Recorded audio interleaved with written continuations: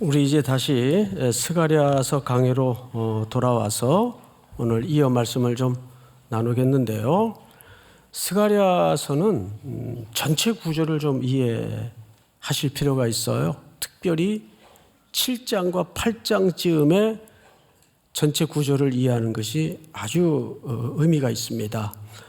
두 덩어리로 크게 나눠져 있습니다. 첫째 덩어리는 1장서부터 6장까지 8개의 환상을 통해서 하나님의 심판, 구원하심, 회복까지를 그려내고 있죠. 그리고 이제 9장서부터 14장까지는 하나님의 회복이 어떻게 구체적으로 실현될 것인가. 가 9장서부터 14장까지입니다. 그러면 중간에 몇 장이 빠지죠? 몇 장이요? 14장이 빠진다고요? 7장, 8장. 네, 2장이 빠집니다. 사실 7장과 8장은 양쪽의 큰 덩어리를 잇는 브릿지 역할을 합니다. 가교 역할을 해요.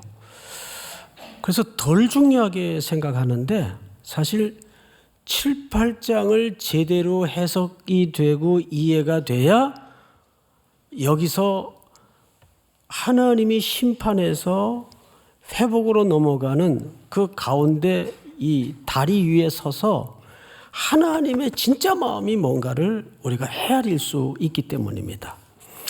신앙함이라는 것은 예수님께서도 말씀을 하셨듯이 하나님과 그의 아들 예수 그리스도를 아는 것이라 그랬어요. 우리가 하나님이 어떤 성품과 어떤 사랑과 어떤 본성을 가진 분인지를 제대로 알면 우리의 삶은 그 품성에 따라서 저절로 변화될 수밖에 없어요. 근데 문제는 우리가 하나님을 잘못 해석하고 잘못 알고 있다는데 큰 문제가 벌어집니다. 자, 그런 의미에서 우리 지난주 첫 번째 다리 역할이었던 7장은 어떻게 끝이 났는가 기억나시죠? 베델에서 사절단이 와요. 그래서 질문을 가지고 옵니다.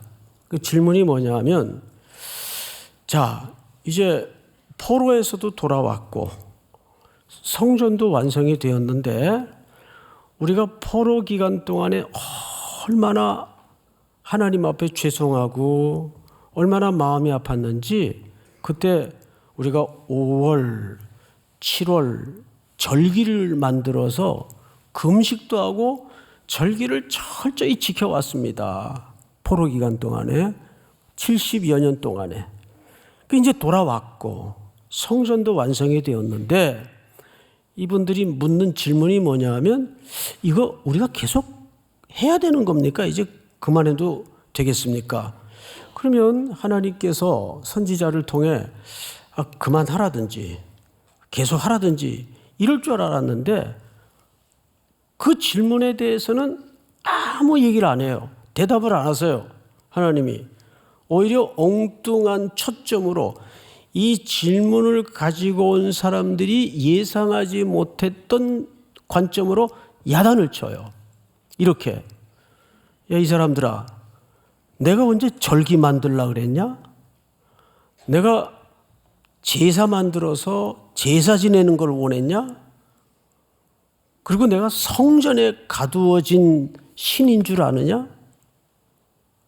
그거 하지 말고, 아니 그게 중요한 게 아니라 고아와 과부와 나그네들을 정당하게 대하고 그들을 학대하지 말고 너희들이 가진 기득권으로 그들의 것을 빼앗지 말고 재판관은 성문에서 재판을 정의롭게 실현하고, 그러니까 그것은 뭘 얘기하는 건 우리의 늘 만나는 일상을 얘기하는 거예요. 삶은 여전히 옛날하고 달라진 게 없으면서 종교의 열심으로 종교의 껍질만 붙들고 있다고 그게 진짜 돌아온 게 아니다. 나는 그 껍질을 붙드는 열심과 형식을 내가 언제 만들라는 적도 없고 하라는 적도 없다. 지금 전혀 주소를 잘못 짚었다. 이 얘기를 하고 있는 거예요. 자, 그래서 이제 8장으로 넘어옵니다. 오늘 본문 1절을 보세요. 만군의 여호와의 말씀이 임하여 이르시되, 오늘 내용이 사실은 17절까지 살펴봐야 되는데 가능할지는 모르겠습니다. 이제 가능하면 17절까지 마치겠는데 17절이 이어지는 가운데 만군의 여호와의 말씀이라는 말이 7번 등장을 합니다. 정확하게. 그런데 보통 이 만군의 여호와라는 말을 우리가 들을 때, 하나님이 쓰실 때에는 어떤 의미를 담아내고 있는가 하면, 내가 경영하고 내가 계획한 것은 어떤 장애나 도전이 있더라도 내가 반드시 성취할 것이다. 반드시 이룰 것이다. 이 하나님의 강한 의지를 담아낸 표현이 만군의 여호와입니다. 하나님이 계획하시고 하나님이 경영하신 것은 반드시 성취하신다. 그래서 이 만군의 여호와의 말씀이라는 표현은 어마어마한 소망과 확신을 우리에게 줍니다. 믿으십니까? 자, 그런데 이어서 보십시다. 2절. 만군의 여호와가 이같이 말하노라. 내가 시온을 위하여 크게 질투하며 그를 위하여 크게 분노함으로 질투하노라. 아주 그 하나님의 속성 가운데 중요한 속성 중에 하나인 질투라는 개념이 등장을 합니다. 질투가 있기 때문에 당연히 따라오는 정서는 뭐겠습니까? 분노도 가능한 겁니다. 나랑 아무 상관없는 여자가 길거리에 어느 남자하고, 멋진 남자하고 팔짱 끼고 간들 내가 이래요? 아무 상관없어요. 길거리에서 뭐 허그를 하건 말든 그 왜 나는 아무 관계가 없기 때문에. 그러면 이 질투라는 개념은 관계 개념이란 말이에요. 조금 더 성경적으로 표현하면 이 질투라는 개념은 언약 백성에 대한 하나님의 그 원문 그대로 거칠게 직역을 하면 하나님의 언약 백성에 대한 열렬한 사랑이라는 뜻입니다. 하나님의 우리를 향한 열렬한 사랑. 우리 한때 다 열렬한 사랑 해봤잖아요. 제가 며칠 전에 누군가에게로부터 이런 재밌는 표현을 들었어요. 연애는 여자가 승낙해야 시작이 되고 결혼은 남자가 결심을 해야 이루어진다. 완전 띵잘이에요, 띵잘. 정말 이건 좀 메모해도 써먹을 수 있는 그런 팁 같습니다. 그 의미가 있죠? 적으세요. 괜찮아요. 적으세요. 예. 눈치 보지 마시고. 연애는 여자가 승낙을 해야 시작이 되고 결혼은 남자가 결심을 해야 이루어진다. 맞는 말 같아요. 성경의 질서를 봐도. 자, 오늘 보시면 여기 질투라는 개념이 등장을 하죠. 이 질투라는 것은 가장 큰 기초가 언약 백성에 대한 하나님의 열렬한 사랑을 얘기하는 겁니다. 이 세번역에도 보면, 쉬운 성경에도 보면 하나님의 열렬한 사랑, 열심을 담아진 사랑을 얘기하는 거예요. 그러다 보니까 당연히 그 사랑의 속성 가운데에는 뭐가 자연적으로 반응으로 나올 수밖에 없을까요? 분노 또는 질투. 자, 성경을 다시 보십시다. 그를 위하여 크게 분노함으로 질투하느라. 자, 그런데 오늘 3절이 참 중요해요. 여호와가 이같이 말하노라. 내가 시온에 돌아와. 자, 우리 보고 돌아오라는 게 아니라 하나님이 돌아오시겠대요. 자, 근데 이게 돌아온다는 말이 15절에도 등장을 하는데 15절 보세요. 이제 내가 다시 예루살렘과 유다 족속에게 은혜를 베풀기로 하였나니, 여기 내가 다시라는 말이 히브리 말에는 슈브라고 돼 있어요. 슈브라는 말이 무슨 뜻이에요? 돌아온다 그 뜻이에요. 돌아오다. 회개라는 표현을 쓸 때 이 슈브라는 단어를 쓰죠. 내가 다시라는 말은 하나님이 우리에게 돌아오신다는 얘기예요. 자, 3절에 정확히 그 의미입니다. 다시 보시면 여호와가 이같이 말하노라, 내가 시온에 어떻게 해요? 돌아와. 자, 이 얘기는 앞을 보실까요? 이런 뜻입니다. 아무리 이스라엘 백성들을 혼내보고 매를 들고 고난의 풀무에도 던져보고 가르쳤는데 말귀를 못 알아들어요.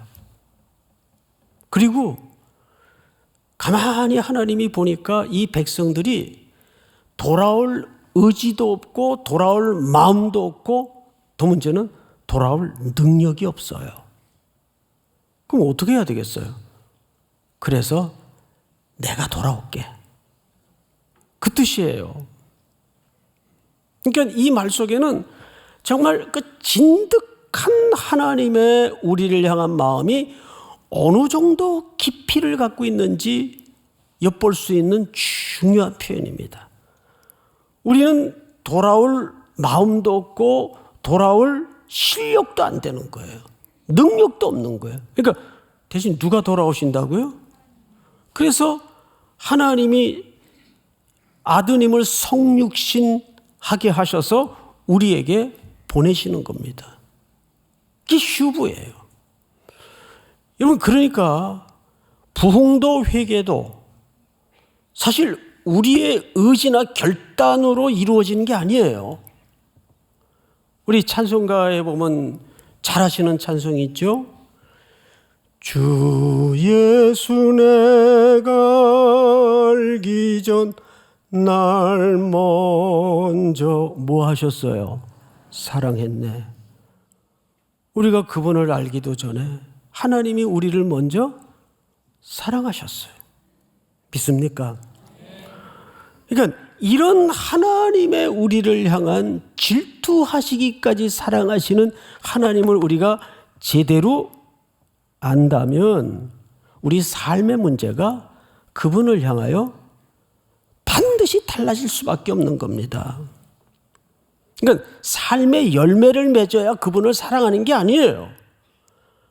먼저 그분께 내가 사랑에 제대로 꽂히면 나머지 삶의 문제는 저절로 그분을 중심으로 다 바뀌는 겁니다.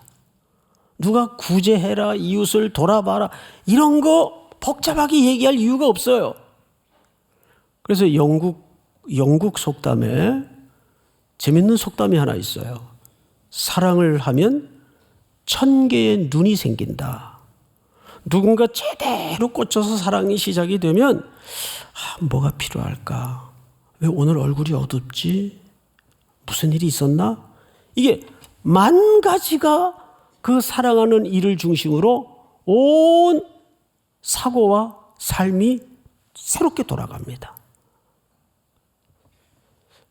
아니에요? 맞죠? 예, 그게 정상이에요. 근데 우리는 자꾸 신앙을 율법으로 배워요. 이걸 해야 되고 저걸 해야 되고 하지 말라는 말이 아니에요.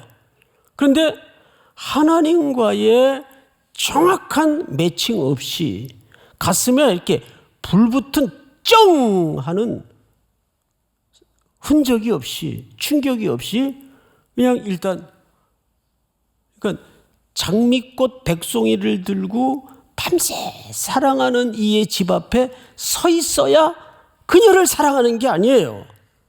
그녀를 사랑하면 일주일 내내 그 집 문 앞에서 장미꽃 백송이를 들고 서 있을 수 있다는 겁니다. 이거를 알라나 모르겠어요. 이해가 돼요, 여러분? 우리는 신앙을 자꾸 거꾸로 이해를 한다고요. 이게 우리 한국교회의 그 율법주의에 기초한 신앙의 패턴입니다. 그래서 성경 가야 돼 강조하는 것보다 가지 말라 그래도 거기 사랑하는 사람의 마음이 있고 거기 사랑하는 분의 발자국이 있는데 어떻게 안 가요? 예? 휴가를 다 떼고서라도 가게 되는 거죠. 3절을 다시 보시면 이렇게 되어 있어요. 여호와가 이같이 말하노라. 내가 시온에 돌아와 예루살렘 가운데 거하리니 예루살렘은 무슨 성읍이라? 진리의 성읍이라 일컫겠고 만군의 여호와의 산은 성산이라 일컫게 어떻게 될 겁니까? 되리라. 자, 이게 무슨 얘기일까요? 하나님은 우리에게 돌아오셔서 돌아오는 것에 머무는 게 아니라 이 돌아온다는 것은 우리와 임재를 얘기하는 겁니다. 나 너희와 함께 하고 싶다. 이러면 아무리 화려한 성전이라도 화려한 장소라도 거기에 하나님의 임재가 없이는 그냥 건물에 불과합니다. 아무리 좋은 곳이라도 사랑하는 사람 없는 좋은 것은 의미가 없잖아요. 똑같은 겁니다. 그러니까 하나님은 돌아오셔서 우리와 임재하시어 그 임재를 넘어서 정말 하고 싶은 게 뭐냐면 이 폐악스러웠던 도성을 진리의 성읍으로 만들고 거룩한 산으로 만들 것이다. 이것이 하나님이 돌아오시는 진짜 목적입니다. 자, 그 속에서 이제 구체적인 것을 하나님이 말씀하실 거예요. 4절로 넘어갑니다. 만군의 여호와가 이같이 말하노라. 예루살렘 길거리에 늙은 남자들과 늙은 여자들이 다시 앉을 것이라. 다 나이가 많음으로 저마다 손에 지팡이를 잡을 것이요 그 성읍거리에 소년과 소녀들이 가득하여 거기에서 뛰놀리라. 노년들이 지팡이를 잡을 정도로까지 장수가 이루어질 것이고 그 노인들은 거리에서 아이들이 뛰노는 것을 그 명랑스러운 광경을 만나게 될 거다 그 말이에요. 성읍이 다시 평화롭고 기쁨이 충만하고 하나님의 영광이 가득한 도성으로 바뀔 것이다. 이것이 이 백성들에게 돌아오시는 하나님의 진짜 의미입니다. 여기에는 하나님의 만군의 여호와의 말씀이라는 의미 속에 담아진 것처럼 내가 반드시 너희들에게 먼저 돌아와서 이 도성을 그렇게 만들 것이다. 믿으십니까? 하나님은 우리에게 역사의 시련도 주시고 인생의 시련도 주시지만 시련 자체로 목적을 두시고 끝나는 법이 없어요. 반드시 회복을 기뻐하시는 하나님. 그러면 이 과정을 통해서 우리에게 진짜 원하는 게 뭘까요? 어떤 결과물을 원하실까요? 이만큼 했다. 아니에요. 이렇게 생각하시면 돼요. 우리가 이제 군인들 보면 군에서 제일 많이 겪는 게 뭐죠? 얼차려입니다. 얼차려. 21km 완전 군장을 끓인 채 뛰기도 하고 걷기도 하고 제일 힘들었던 게 선착순. 훈련소에 선착순을 해요. 그러면 허파가 입 밖으로 나왔다 들어갔다 나왔다 들어갔다 해요. 어떻게 되죠? 그거 사실 벌로 주는 게 아니에요. 그런 징계처럼 보이지만 얼차려를 통해서 우리의 심장을 튼튼하게 만들고 근육을 키워내고 멋진 군인으로 만들어서 제대케 하는 겁니다. 훈련소에서는 이런 법은 없어요. 아, 얘 안 되겠다. 너 집으로 가. 떨어뜨리는 법은 없어요. 어떻게 하든 만들어서 건장한 청년으로 제대를 시키는 거예요. 드롭제도가 아니에요, 신앙은. 그러니까 하나님은 하나님의 형상대로 우리를 빚어서 하나님을 닮아가게 만드는 겁니다. 그게 진짜 목적이에요. 원래 아들은 아버지를 닮잖아요. 참 신기한 게 태어날 때는 완전히 지 엄마하고 판박이에요. 아, 얘는 어쩌다 나를 안 닮았지?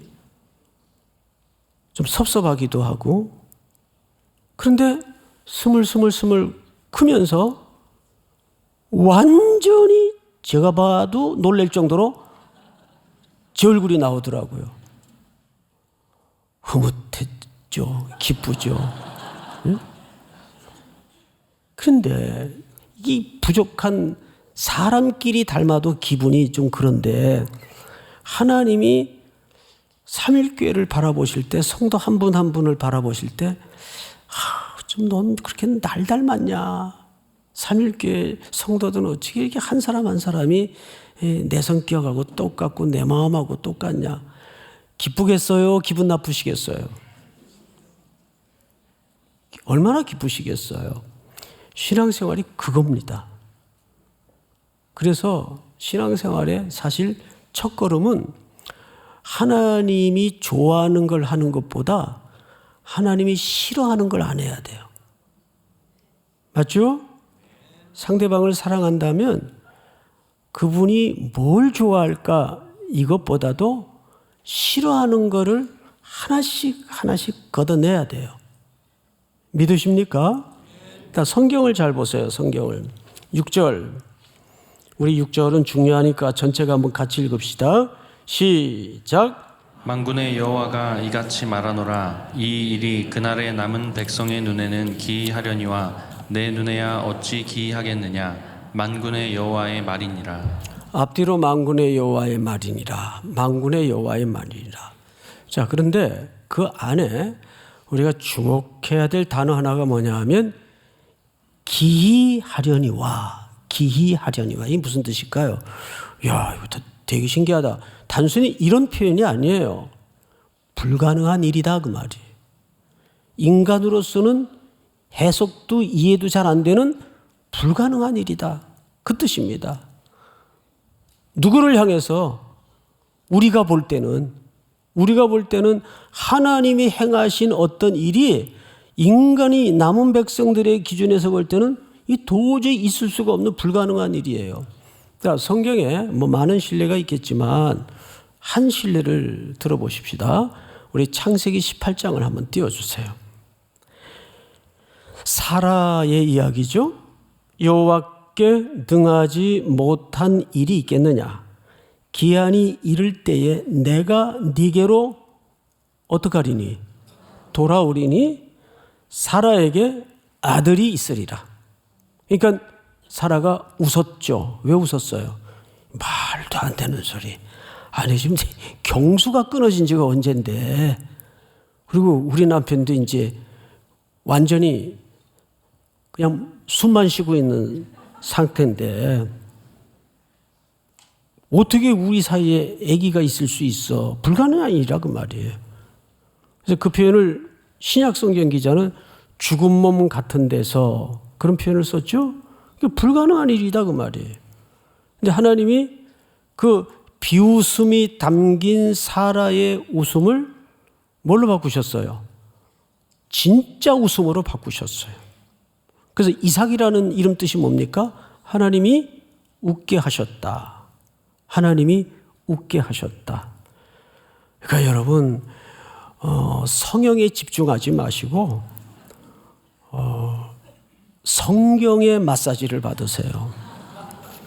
성경에 하나님의 주시는 소망의 말씀, 언약 백성에 가시는 하나님의 만군의 여호와의 말씀으로 여러분 아침 저녁으로 불철주야 주야로 영적인 마사지를 받다 보면 모든 근심, 염려, 걱정, 마음의 주름이 쫙 펴지는 은혜가 있기를 주의 이름으로 소망합니다. 자, 그런데 뒤에 더 놀라운 표현이 있어요. 남은 백성의 눈에는 기이하려니와 내 눈에야 어찌 기이하겠느냐. 그러니까 하나님의 눈에는 이거 기이하지 않다 그 말이에요. 그 만군의 여호와라는 표현이 앞뒤로 배치되어 있으니까 이렇게 오해해서는 안 돼요. 피조물인 인간인 너희들의 눈에는 이게 되게 신기해 보이지 나는 해달별을 만들고 궁창에 걸어놓은 창조주야. 나한테는 이거 일도 아니야. 이런 의미가 아니란 말이에요. 그럼 어떤 의미일까요? 제가 어제 말씀을 놓고 준비하면서 기도하면서 묵상하다가 이 문턱에 걸려가지고 한창 마음을 좀 억제하느라고 혼났어요. 아들을 내어주신 이가 뭐가 아깝겠느냐 그 말이에요. 이해가 돼요? 너희 눈에는 이게 신기해 보이고 불가능하게 보이지만 나는 너희를 위해서 너희를 질투하기까지 열렬한 사랑을 너희를 향해 갖고 있기 때문에 내가 이것만 하겠느냐? 더한 것도 할 수 있다. 우리 육신의 부모도 자식들 너무 사랑하면 엄만 너희 위해서 목숨도 바칠 수 있어. 아니 그 이상도 해. 그런 의미예요. 내 자녀를 향한 하나님의 언약 백성을 향한 아버지의 마음과 깊은 사랑의 심정을 이렇게 고백하는 거예요. 너희 눈에는 이거 신기하게 보이지? 내 눈에는 이거 아무것도 아니야. 더 할 수 있어. 아니 그 이상을 아들을 내어주시니가 어찌 모든 것을.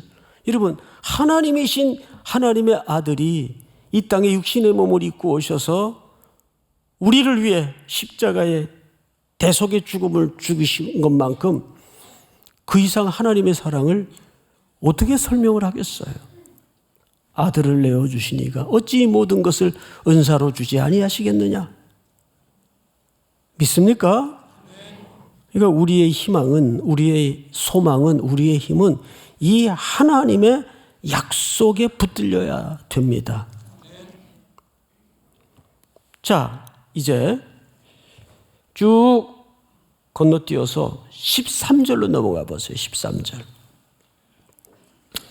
유다 족속아, 이스라엘 족속아, 너희가 이방인 가운데에서 저주가 되었었나니 이제는 내가 너희를 구원하여 너희가 뭐가 되게 하리니?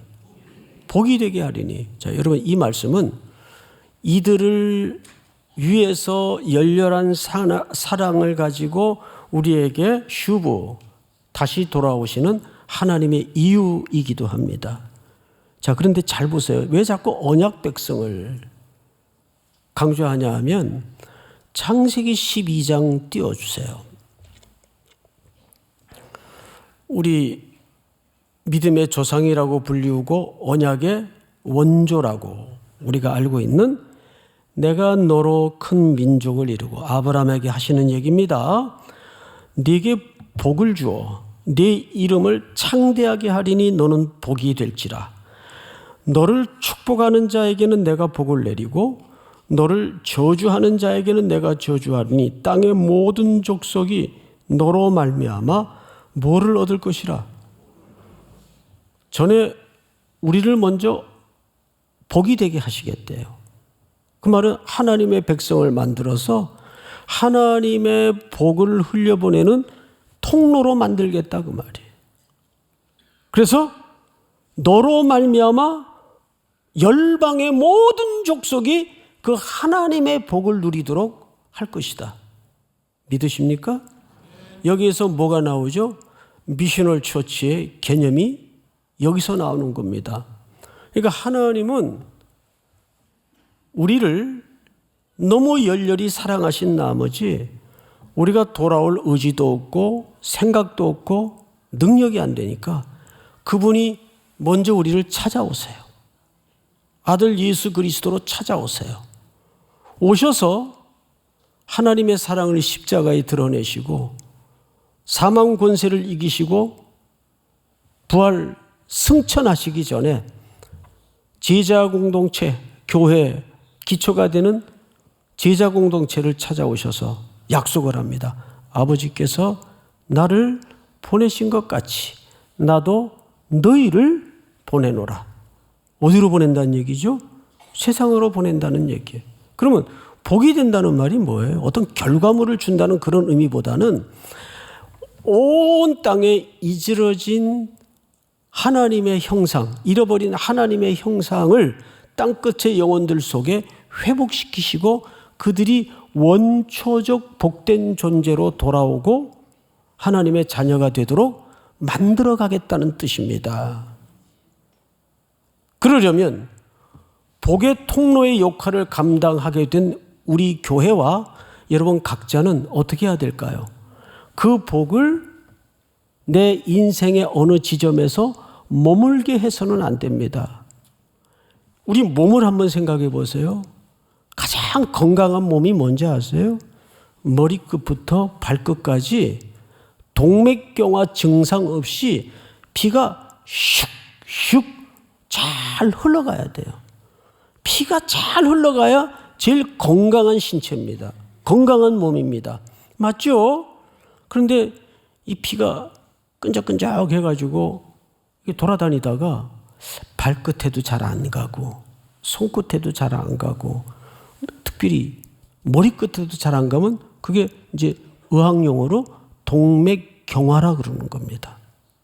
그러면 몸에 병이 생기는 거예요. 병이 드는 거예요. 아주 안 좋은 증상들이 나타나는 겁니다. 그래서 하나님의 복은 계속 뭐 퀵 서비스까지 아니더라도 정상적으로 자꾸 흘러야 돼요. 그게 하나님이 이 땅에 세운 하나님의 형상을 드러내는 하나님의 질서입니다. 그걸 순종하는 겁니다. 믿으십니까? 그 성경을 다시 보시면 이렇게 되어 있어요. 그러기 위해서 15절 이제 내가 다시 슈브 여기서 말은 내가 다시라는 말이 돌아와서 예루살렘과 유다 족속의 은혜를 베풀기로 뜻하였나이니 너희는 두려워하지 말지니라. 16절 너희가 행할 일은 이러하니라. 자, 앞을 보십시다. 너희가 행할 일은 이러하니라. 그리고 네 가지를 긍정적인 거 둘, 부정적인 거 둘, 모두 네 가지를 설명합니다. 자, 이제 16절을 잘 보세요. 너희는 첫째, 이웃과 더불어 진리를 말하며, 둘째, 너희 성문에서 진실하고 화평한 재판을 베풀고, 이거 전부 우리 사회와 인간관계와 일상에서 일어날 수밖에 없는 항목들입니다. 그러니까 대인용입니까? 혼자 수양하는 과목입니까? 이건 철저히 대인용이에요. 일상이라는 현장에서 우리가 선교적 전제로 어떻게 살아내야 되는가? 구원이라는 것은 이렇게 종합적이고 전인적으로 회복돼야 됩니다. 또 두 번째 금해야 될 두 가지는 뭐냐면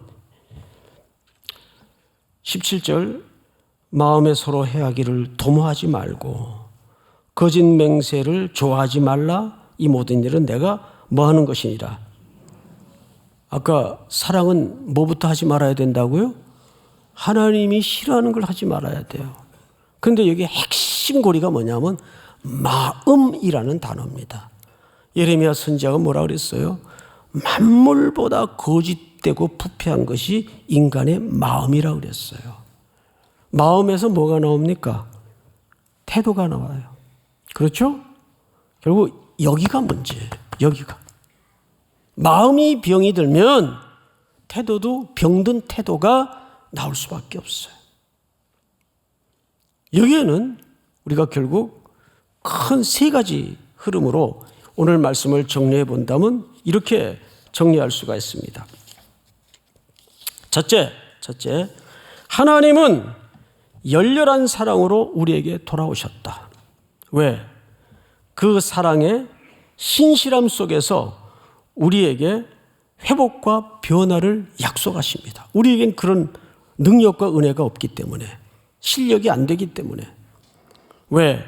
그러니 더 이상 우리는 두려워하지 말고 누구를 닮은 자녀로 살아가야 될까요? 아버지를 닮은 자녀로 살아가는 방식이 오늘 17절, 16절에 제시된 네 가지 덕목입니다. 이걸 보통 우리는 일상에서 우리가 어떻게 선교적 삶을 살 것인가, 거짓말하지 말고 위선하지 말고 연약한 자에게 하나님의 시선으로 더 따스하게 태도를 갖고 낮은 자에게 더 겸손하게 다가서며, 교회는 자꾸 힘을 갖자는데, 어떤 세력을 갖자는데 관심을 가져서는 안 됩니다. 은과 금은 내게 없거니와 우리는 나사렛 예수의 이름으로 밖에는 어떤 변화도 기적도 일어날 수 없음을 기억해야 됩니다. 믿습니까?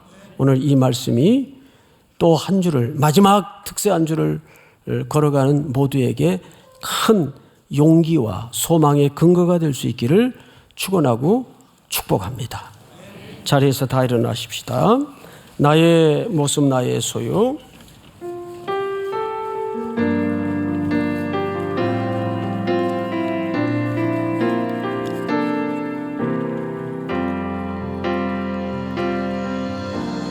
나의 모습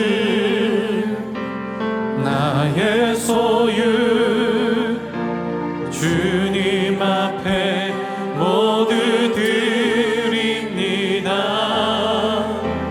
모든 아픔 모든 눈물 내 모든 눈물 받아주소서.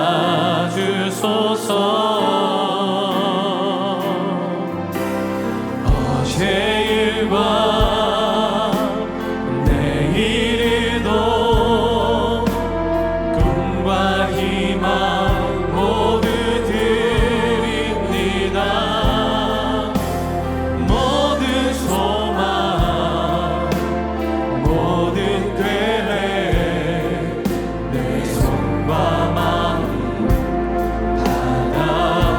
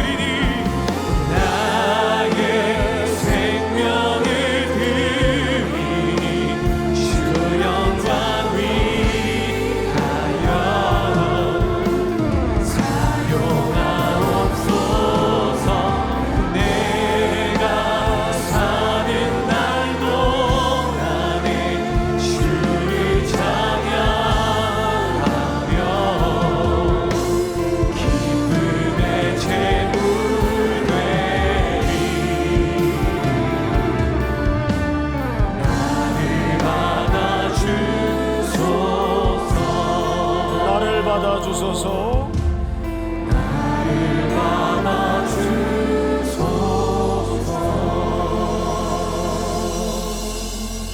주님, 우리의 사는 날 동안 연약하지만 부족하지만 허물이 많지만 주님의 제단에 주님의 소유로 제물 되는 삶을 살게 하여 주시옵소서.